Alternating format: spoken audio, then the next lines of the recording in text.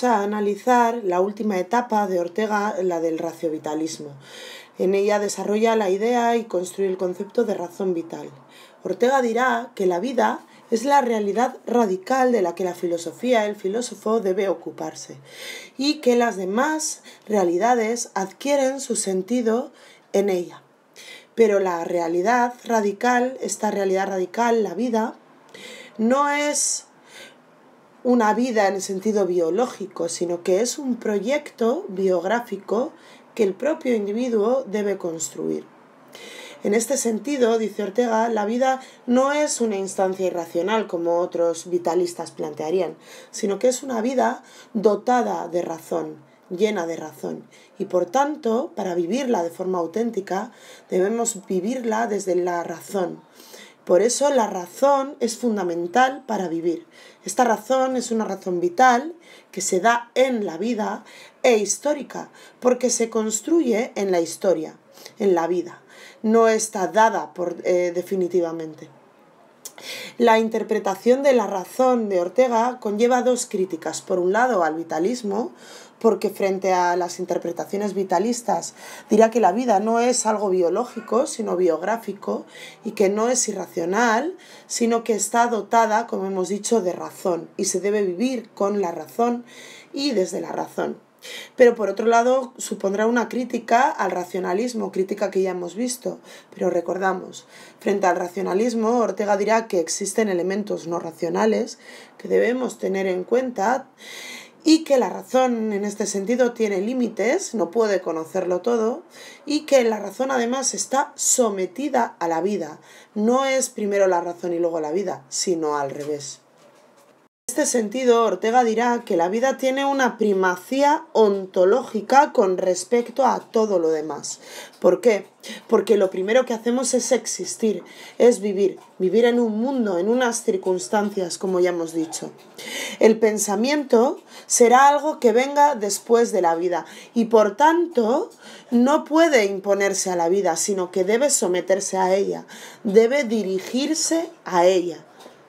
Frente a otras tradiciones filosóficas, Ortega dirá que la vida no es algo dado, no tiene una naturaleza fija, no es una sustancia, sino que es histórica, se debe construir, es un proyecto, es devenir y se construye en el tiempo.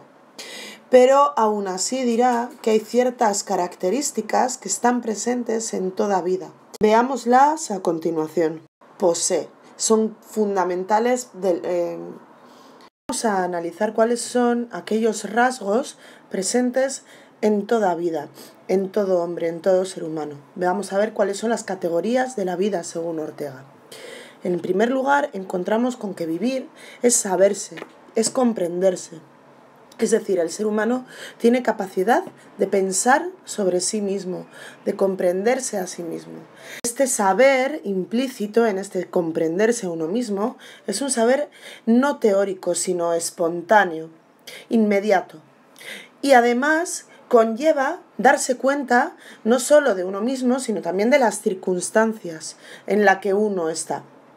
Esto nos lleva también a darnos cuenta de que no estamos solos, sino que estamos insertos en una realidad. Hay otros y hay cosas, hay objetos que nos rodean. Pero además tiene como consecuencia primordial el deseo de conocimiento, el deseo de verdad. Esto nos lleva a la segunda categoría de la vida. Vivir es encontrarse en el mundo, encontrarse en la circunstancia, dirá Ortega. El mundo es el elemento fundamental de la vida, no es externo a la vida de uno, no es externo al yo, sino que es parte del yo. La circunstancia es parte de mí. Vivir además es ocuparse de esta circunstancia, es convivir con la circunstancia, con lo que nos afecta. Esto que nos afecta no solo es el mundo entendido como aquello que conoce la ciencia, son también los valores, es la religión, es la cultura, es nuestra historia, es todo lo que nos afecta de algún modo. Además, dice Ortega, la vida es fatalidad, pero también es a la vez libertad. ¿Por qué fatalidad? Fatalidad viene de fatum, de destino. Ortega dice que nosotros vivimos en unas circunstancias que no hemos elegido. El mundo en el que nos ha tocado vivir no es elegido por nosotros y en ese sentido estamos determinados. Pero a la vez podemos ser libres y somos libres de vivir, de crear proyectos vitales propios teniendo en cuenta estas circunstancias, desde estas circunstancias. Porque al fin y al cabo las circunstancias son las que nos posibilitan hacer, las que nos posibilitan ser. Y esto implica que debemos aceptar que nuestra vida, este proyecto que construimos a partir de estas circunstancias, es un problema que debemos resolver, es algo que debemos construir. Y la debemos construir nosotros, es nuestro problema. Esto nos lleva a una de las últimas categorías de la vida, que es la que Ortega llama futurición. Nuestra vida no está dada, hemos dicho, y eso hace que seamos radicalmente distintas a otros seres. Los seres humanos vivimos en el presente, pero no vivimos en el presente sin más, sino que vivimos determinados de algún modo por nuestro pasado, influidos por nuestro pasado, en el aquí y en el ahora, pero orientados siempre hacia el futuro. Este orientarse hacia el futuro es a lo que él llama futurición. ¿Qué significa esto? Que nosotros debemos construir nuestra vida para vivirla de forma plena, aceptando el pasado, viviendo en el presente, pero mirando hacia el futuro, construyendo nuestra vida en base a objetivos, a metas, a ideales, a proyectos que creemos nosotros, que sean únicos e intransferibles, porque al final nuestra vida solo es nuestra responsabilidad, no es de nadie más, es intransferible. Esto implica aceptar de algún modo que nuestra vida es radical soledad y que solo las decisiones que adoptemos en soledad son auténticas decisiones porque son solo nuestras.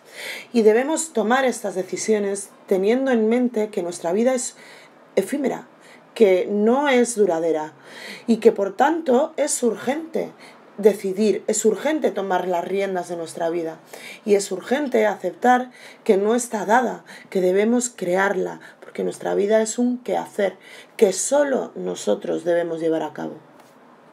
¿Cómo vivir esta vida?